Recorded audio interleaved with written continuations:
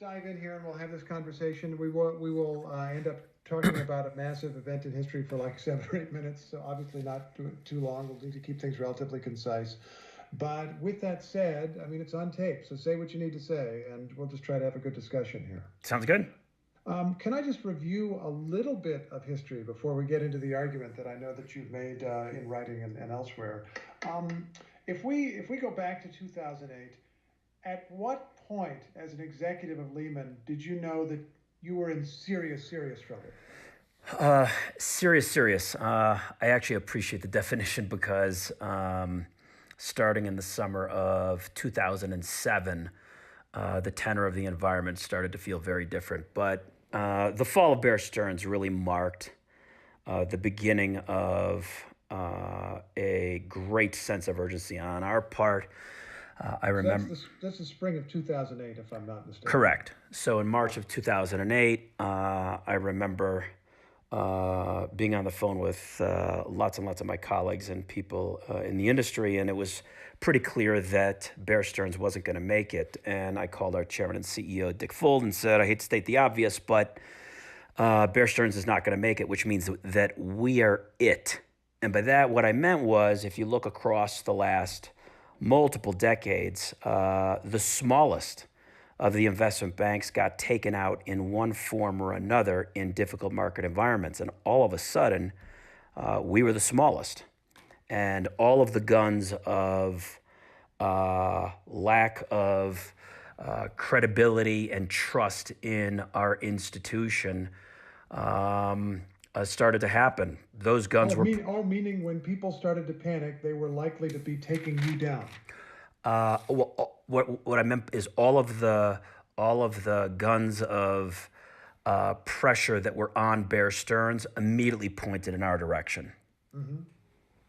But is that what you mean? Are you saying that as investors worried they were going to worry about the smallest institution next, and that was going to be you? I think it was a moment in time where there was a lot of fear, but at the same time there were lots of investors who had been searching for yield, and this sector in particular was an easy target to make money. And what you saw with Bear Stearns, you saw with Lehman, and post Lehman in the days that followed. You heard the chairman and CEO of Morgan Stanley, John Mack, crying for help on it. There were all kinds of misinformation that was circulating in social media and in the press that just wasn't true, designed to crack the trust and credibility of a model that was predicated upon it. So I'll give you one example. On March 7th, immediately after Bear Stearns, there was misinformation and stories in the marketplace. Just on this one day, there was information out there that said Lehman was filing for Chapter 11, that Lehman was borrowing significantly from the Fed, that Lehman had significant exposure to a group of Icelandic banks that were going to default, and Lehman was going to take a huge loss, that Lehman stopped its repurchase program, a signal of weakness, and that Wachovia stopped doing business with Lehman. All of that in one day was false. But if you look at the stock price dropped by 9% on that day. So it worked. So the industry was ripe for cracks in its model of trust, namely because all of the investment banks had too much leverage. All of the investment banks were relying too much on short-term funding, and all of the banks had too many illiquid assets relative to their shareholder equity base, which put them in harm's way. Everyone in the industry had it, but what was happening was you were seeing the smallest competitor in the industry take the brunt, and it was working sequentially like a tsunami through the financial services industry. I don't want to get too diverted on this, but would you explain for the layman what you think was going on with all of those false stories? Were those people betting against your stock and then trying to drive it down by any means necessary? I don't know about any means necessary, but certainly there were opportunistic investors that were circulating false information about each of Bear Stearns, Lehman Brothers, Morgan Stanley, and others. That's not at all to say that anyone who is involved in the financial service industry can relinquish themselves of the responsibility and accountability of being part of an industry that was over-levered. I'm not saying that at all, but what I am saying, yes, answering your question, yes. Anything possible? I don't know about that far, but that was one of the things that was happening. Okay, so Bear Stearns fails. You're aware at that point that you're over-leveraged, you've borrowed too much, you don't have enough assets. Did you have in mind how much time you had to fix this if it could be fixed?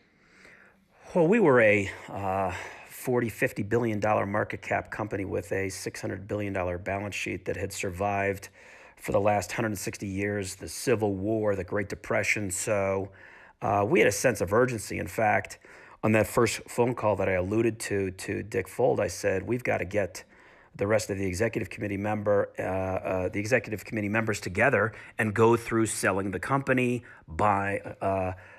getting a strategic investor, getting a halo investor like Warren Buffett. So we met very shortly thereafter and put in place a plan and contacted over 100 financial institutions, sovereign wealth funds, etc., to try and get someone to make a material investment that would signal to the marketplace that it was as solid as ever. That never panned out. It came close. There were 5 or so institutions that came very close. The ones that have been in the press the most were obviously Barclays and Bank of America, which was all well publicized in the final weekend. So there was definitely a sense of urgency. And when I talked about leverage, we were not the most leveraged. In fact, if you look at 2007, Bear Stearns and Morgan Stanley had higher net leverage than we did. Goldman Sachs and Merrill Lynch slightly lower. That being said, middle of the pack did not suffice because historically it was the smallest that was the most vulnerable. That's why from 2007 through the final weekend, we took that net leverage down from 15 times to 10 times. What did you ask of the federal government to help you, and when did you ask it? So a lot of the debate today is about whether the government had the legal authority, capacity to support Lehman Brothers on the final weekend. And I think that there's extensive bodies of work through the investigations, and most recently, Professor Lawrence Ball and the Fed and Lehman Brothers wrote about it, having gone through every email for the past multiple years.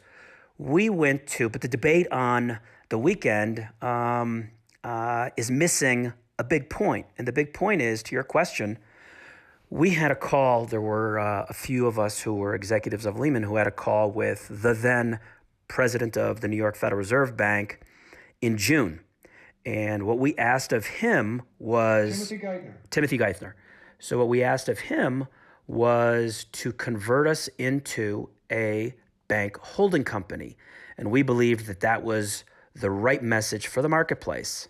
On that phone call, he said, no, it will send the wrong message. As we all know, what he denied us was precisely what he prescribed and executed for Morgan Stanley and Goldman Sachs 1 week after Lehman Brothers filed for bankruptcy. And it was the right message. And it was the right thing to do to save the financial services industry. To be crystal clear, because it's very difficult being a Lehman Brothers executive a former Lehman Brothers executive talking about this, because there's no easier person in the world to vilify. But to be crystal clear, Lehman did not deserve federal support. Goldman Sachs did not deserve federal support. Morgan Stanley did not deserve federal support. It's global Main Street that deserved federal support. So for every Wall Street executive, myself included, who had most of their net worth wiped out and lost their jobs, that was completely appropriate. However, for global Main Street to suffer the depth of the pain and the economic cost That was not right. And I think that it's unambiguous that as of June, the Fed could have supported Lehman Brothers and sent the message by converting it into a bank holding company. So that the layman understands, converting it into a bank holding company would have made it easier for you to raise money. That's the bottom line, right? The bottom line is that if you're now regulated by the Fed, it sends a message to the marketplace. The Fed is not going to let you down. And that's the message that was sent to the marketplace with respect to Goldman Sachs and to Morgan Stanley. And when you look at the high lows of intraday trading of Goldman Sachs and Morgan Stanley lost 75% of their market capitalization in those 8 days around the Lehman event. Goldman Sachs, 50%. So while Geithner was unambiguous when he said none of them would have survived when referring to the big banks, and Secretary of the Treasury Hank Paulson said Morgan Stanley was on the ropes and they would have gone down within a few days. Those are their words. That's where we were at that point in time. And So converting Lehman to a bank holding company would have effectively given you more protection, more coverage by the federal government, and made bailouts easier. That's what would have happened. It would have sent a message to the marketplace that the Fed was not going to let the institution down. And that message was what the market needed to hear. And that's the message that was sent as it relates to Goldman Sachs and Morgan Stanley. And that saved the financial system. Why were you told before the collapse of Lehman that it was not possible for the federal government to do what you asked? They never said that they could not convert us into a bank holding company. They never said they could not support us. And as several of the CEOs of other institutions have talked about, including John Thain most recently, never did the Fed or politicians say that they could not. And I think it's pretty clear. That being said, well, in terms of the law, in terms of technical considerations, they could have supported you. But was there a political consideration that made it impossible? oh, I think, well, on a couple things. You said that legally they could have. Ben Bernanke and Timothy Geithner have stated several times that they were legally precluded. Now, I'm not particularly in that camp, but to the point that you just raised about politics, I have enormous empathy for them and enormous respect for their talent, the sense of urgency that they had, and feel that they were in a near impossible situation and that they had no other choice, as Timothy Geithner said before the weekend started and before the competitors started pouring through Lehman's books. He said, there is no political will in Washington for support. There will be no government money.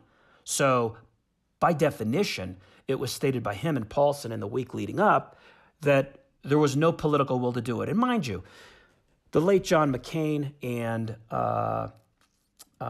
President Barack Obama were both running for president at that time. One was going to be elected in a matter of weeks. Both were out campaigning saying, enough of supporting Wall Street. We have to support Main Street.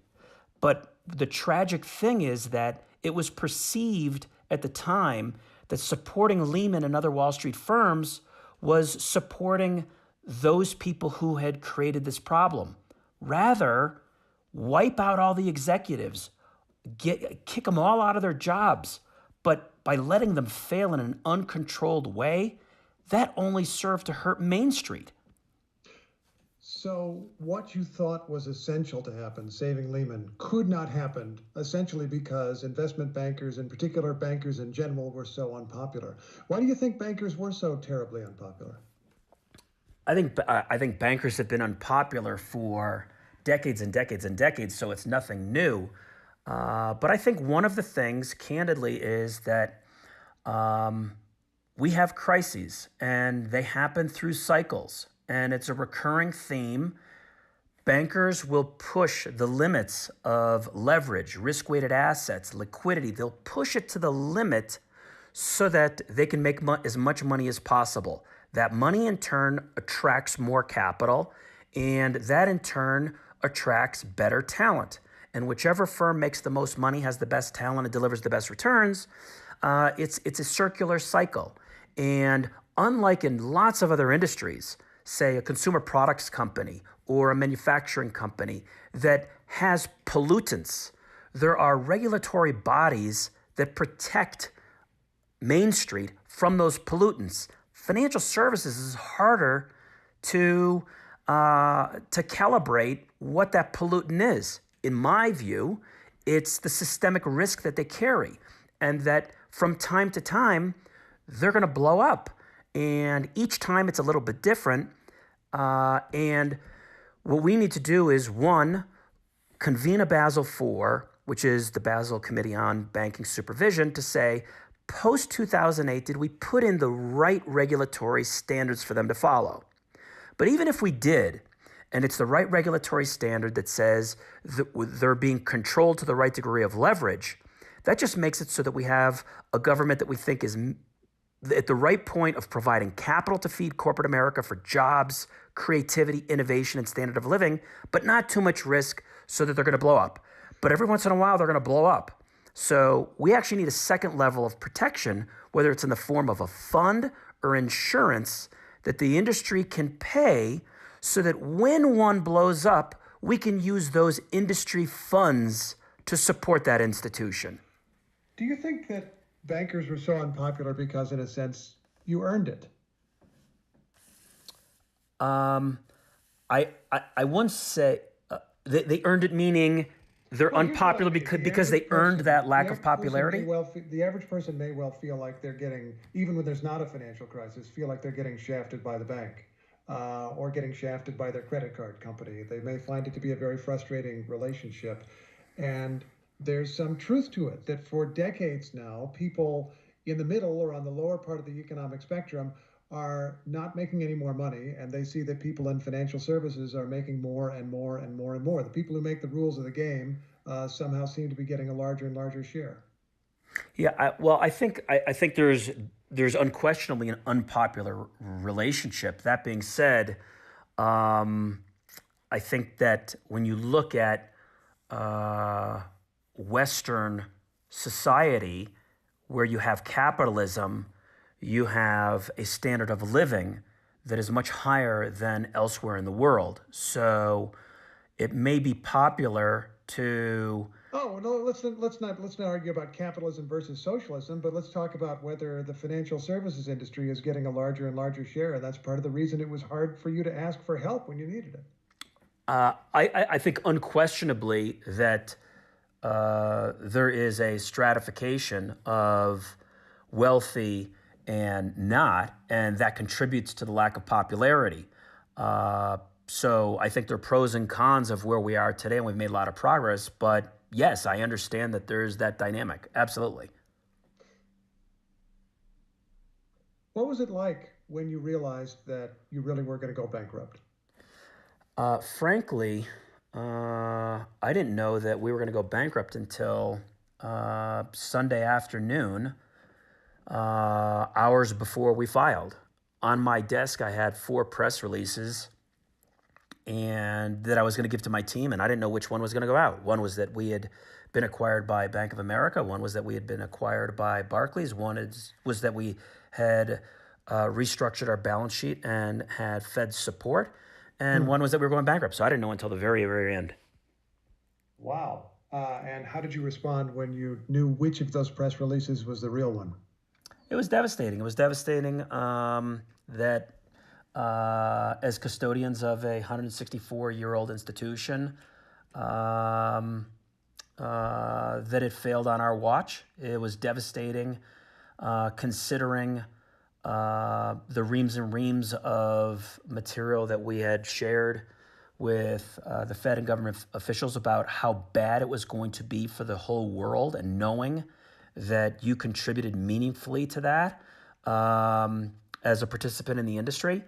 And it was devastating on um, on a professional level, in that there were lots of work streams of things that were terribly exciting that I personally felt were going to make a difference in the industry.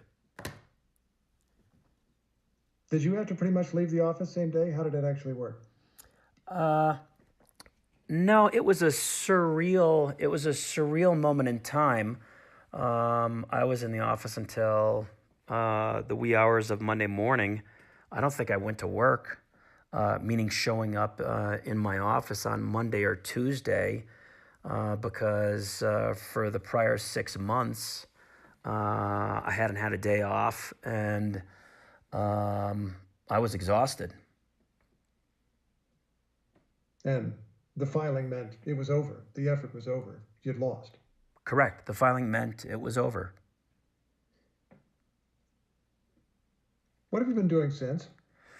Um, Over the past decade, like so many people around the world, I've had to reinvent myself. So my first job after being on Wall Street for 2 decades was to be the chief operating officer of Sears Holdings. Then I ran Europe for a private equity firm called InvestCorp, and then I ran a publicly traded company that is in the staffing space, which I got to tell you was incredibly gratifying, because the whole nature of staffing is about putting people to work. And having been an executive that saw 20,000 people on the street, the number of people that we hired was something that I cared personally about. And then I've been spending a lot of time with not-for-profits. I'm on the board of the U.S. Olympic Committee and Paralympic Foundation, and the IIE, which administers the Fulbright Scholarship Program, which is about improving mutual understanding on the world, which to me is at the root of solving many of the problems that we face today. Sounds like you've done fine. It's been a rebuilding process. What would you say to somebody who's out there listening who hasn't done fine, hasn't been doing fine, maybe never recovered the value in their house that they lost, or any number of other crises that they've suffered the last decade? I think that to the extent that people who have not been able to recover from the pain and the cost of 2008, I'd encourage them to get involved and to vote for those people who will represent, so that the next generation doesn't have to suffer what our generation went through. And specifically what I'm referring to is, I believe that the Fed had the talent and capability to not avoid a crisis, but certainly to mitigate the depth and the pain, both economic and social, that we suffered. And when you look at what has happened since 2008, we have made it harder for the Fed to be able to do what it knows to be the right thing. It now has to go through political hoops it didn't before. I believe we need to unwind those.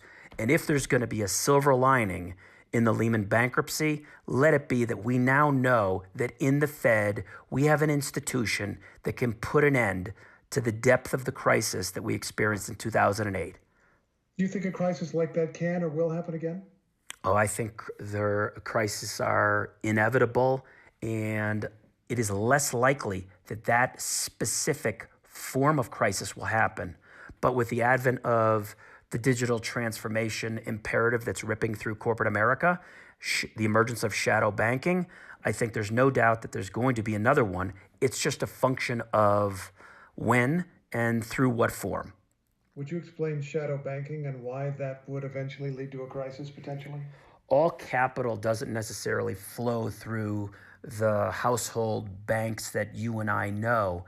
Therefore, there are lots of unregulated bodies that are providing capital, and they don't have the same oversight as the very stringent oversight that we have in the JP Morgans and Bank of Americas that we do today.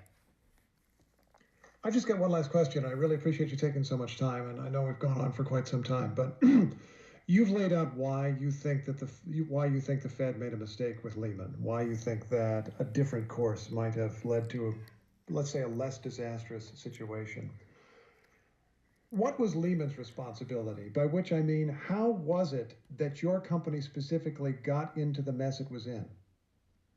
As I alluded to, we had an industry, and in the industry, I mean Bear Stearns, Merrill Lynch, Goldman Sachs, Morgan Stanley, where the industry was overlevered, had too much illiquid assets, and all of us played a role that supported capitalism, and all of us had risk management tools that simulated every crisis going back 50 years. But as an industry, we didn't take it far enough. And that risk created a very precarious moment in time for capitalism. And Lehman was one of those. And since we were the second smallest, once Bear Stearns was gone, we were the focus of the world. And having been one of those participants, we bear that responsibility, and that cloud will follow all executives and anyone, in fact, even if it isn't right, because not everyone at Lehman was in the room, we bear the shadow of that cloud for the rest of our lives. Scott Freidheim, thanks very much. Thank you very much. And hold on a second, let me just make sure my colleagues don't have a question from the other room. Stand by.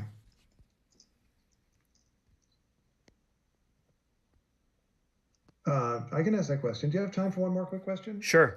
I know the capital requirements for banks have changed. They're supposed to have more money on hand, to put it in very simple terms. Do you think banks are safer today than they were? I think there's no question that banks are safer today than they were.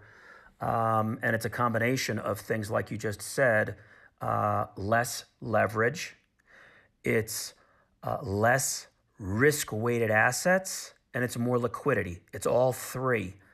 But that does not mean that we're not in harm's way. And if you look at the leverage levels, the power and benefits of diversification of your portfolio don't particularly carry the day when you have a funding crisis. If there's a run on the bank, then you've got lots of problems. So much safer, but not enough to be able to tell Main Street, you're safe, you're fine, you'll never have to write a check again to support the industry. Okay. Mr. Freidheim, thanks for taking so much time. I really appreciate it. Thank you. All right. Have a good one now.